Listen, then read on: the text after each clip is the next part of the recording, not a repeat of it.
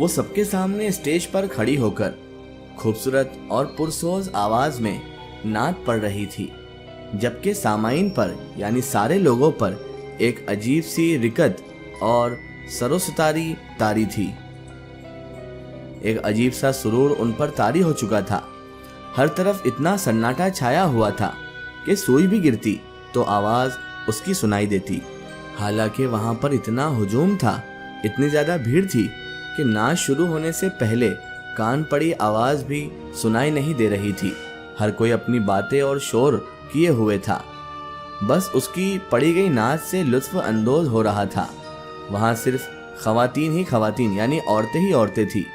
आदमियों का आना वहां पर मना था, क्योंकि ये लड़कियों का सरकारी कॉलेज था जहां पर सिर्फ स्टूडेंट लड़कियां ही मौजूद थी। और यहाँ तक कि वहाँ की जो प्रोफेसर्स थी, जो टीचर्स थी, वो सब भी औरतें ही थी, यानी वहाँ पर फीमेल स्टाफ रखा गया था। आज उनका मिलाद था और कुछ दिनों में उन्हें कॉलेज से छुट्टियाँ मिलने वाली थी ताकि वो अपने सालाना बोर्ड के एग्ज़ाम की तैयारी घर पर बैठकर कर सकें। ऐसे में वो स्टेज पर खड़ी नात पढ़ रही थी। उसकी आवाज़ बहुत मुलायम और खूबसूरत थी, जिसे सुनकर कोई भी उसकी आवाज़ का असीर हो सकता था, दीवाना हो सकता था, उसकी आवाज़ का शैदाई हो सकता था। नात पढ़ने के बाद वो सबसे दाद वसूल करती स्टेज से नीचे उतर आई थी। कुछ देर में तकरीब अपने इख्तिताम को पहुंची, यानी प्रोग्राम खत्म हुआ और सबसे मिलती मिलाती वो घर की तरफ रवाना हो गई। ये 17 साला मुबीना थी, जो 12वीं क्लास की स्टूडेंट थी और कुछ ही महीनों में उनके ईयरली एग्ज़ाम आने वाले थे। उसके घर में कुल 8 लोग थे। उसके माँ बाप, उसके 3 भाई और इसे मिलाकर 3 बहनें। उसके 2 भाई और 2 बहनें उससे बड़े थी, जबकि एक भाई उससे छोटा था।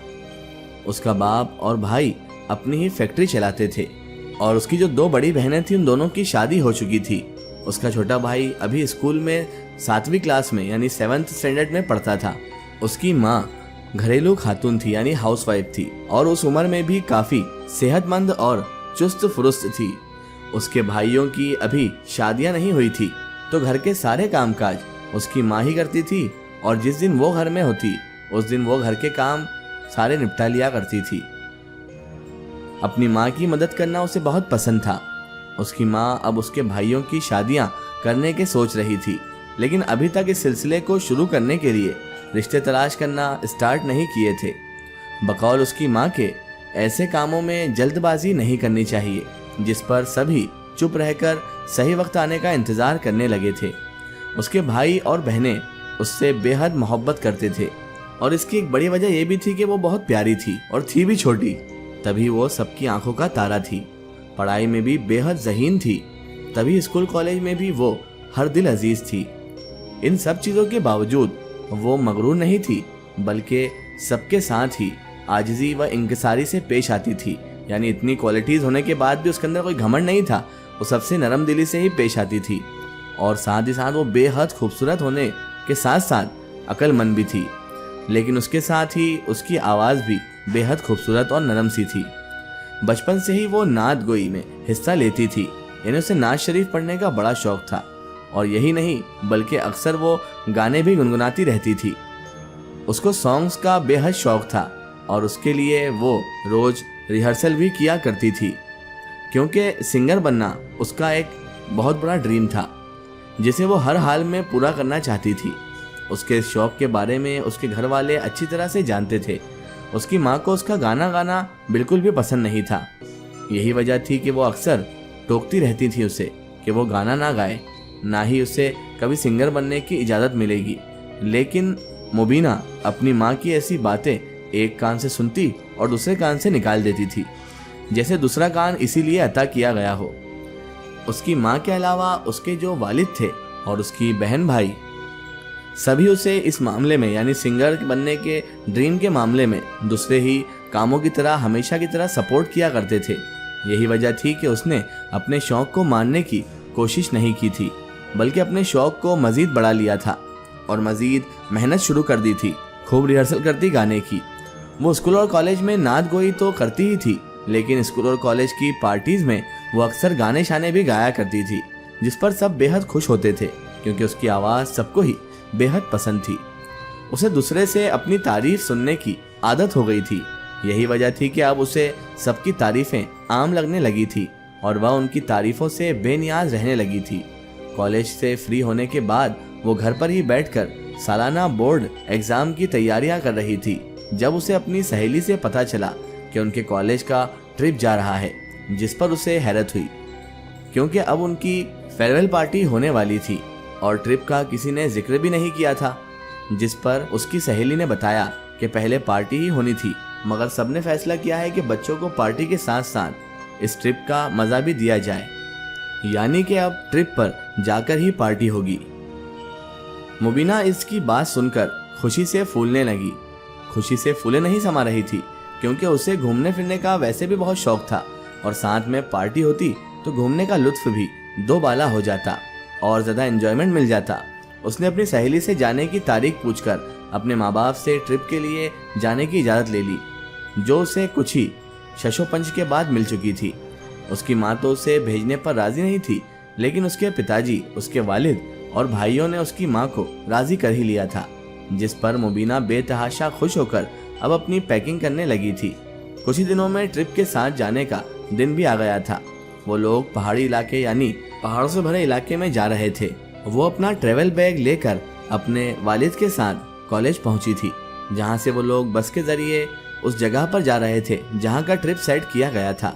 वहां पर रवाना होने वाले थे। उसके वालिद उसे एहतियात बरतने और अपनी हिफाजत करने की हिदायत देकर वापस घर चले गए थे, जबकि वो खुशी खुशी अपनी सहेलियों से मिलती पुरजोश होने लगी थी। जल्दी ही सफ़र का आगाज़ हो गया और पूरे सफ़र के दौरान वो लोग हल्ला गुल्ला करते रहे थे। पूरी बस में उसकी पूरी क्लास की लड़कियों का शोर और हुटिंग गूंज रही थी। मुबीना ने भी सबकी फरमाइश पर उन्हें कई गाने सुना डाले थे, जिस पर सबका शोर बहुत ज़्यादा बुलंद हुआ था। यूं ही हंसते गाते और शोर मचाते वो लोग अपनी मंजिल पर पहुंच गए थे। जिस वक्त वो वहां पर पहुंचे, दिन का तीसरा हिस्सा खत्म हो रहा था और रात शुरू हो रही थी। तभी उन सब ने रात के वक्त घूमने फिरने की बजाय आराम करना बेहतर समझा था, ताकि सफ़र की थकान उतर जाए और कल हम अच्छे से घूम सके। खाना खाकर वो लोग सो गए थे और अगले दिन नाश्ता करने के बाद वो लोग घूमने फिरने निकल गए थे। वो लोग टोलों की शक्ल में यानी ग्रुप्स में बढ़ गए और घूम फिर रहे थे ताकि कई भीड़ में खो न जाए। दोपहर का खाना भी उन्होंने बाहर ही खाया था। सारा दिन घूम फिर कर रात के वक्त खाना खाकर वो लोग फिर से सो गए थे। वो लोग यहाँ बेहद लुत्फ अंदोज हो रहे थे और बेहद पुरजोश से थे। उसके अगले दिन सारा दिन वह घूमते फिरते रहे थे और फिर रात के वक्त उनके टीचर्स उन्हें एक होटल ले गए, जहां उन्होंने सबको पार्टी के तौर पर डिनर करवाया था। फिर रात के वक्त ही वहां पहाड़ियों के दरमियान एक अलग जगह पर बनी पार्क में ले गए थे, जहां बैठकर उन्होंने अंताक्षरी खेली थी। मुबीना ने अपनी बारी आने पर सबको दिल मोह लेने वाले अंदाज में बेहद खूबसूरत से गाना सुनाया था। बाकी सब ने अपनी बारी पर गाने के सिर्फ चंद बोल ही सुनाए थे, लेकिन मुबीना ने उनको पूरा गाना सुना दिया था, जो 4 से 5 मिनट का था।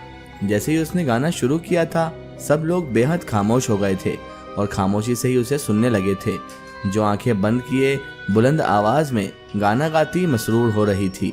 उसकी आवाज़ काफ़ी बुलंद थी, तभी पूरे पार्क में उसकी आवाज़ गूंज रही थी। हर तरफ रात का अंधेरा और पहाड़ों की वहशतनाक सी खामोशी छाई हुई थी। मुबीना जो बंद आंखों से लहक कहक कर गाना गा रही थी, गाना गाते हुए चौंक उठी, क्योंकि उसे ऐसा महसूस हो रहा था जैसे कोई उसे अपनी निगाहों के हिसार में रखे हुए है। इसका एक स्टोरी हम देखेंगे इसके अगले पार्ट में। अगर आप भी अपनी ज़िंदगी कोई सच्ची कहानी या फिर अपनी कोई स्टोरी हमारे चैनल से शेयर करवाना चाहते हैं, या आप चाहते हैं कि आपकी रियल स्टोरी हम अपने चैनल से शेयर करें, तो हमें कांटेक्ट करें हमारे फेसबुक और Insta page my story book पर। फेसबुक और इंस्टा पेज पर हमसे जुड़ें और हमें अपनी स्टोरी ज़रूर शेयर करें।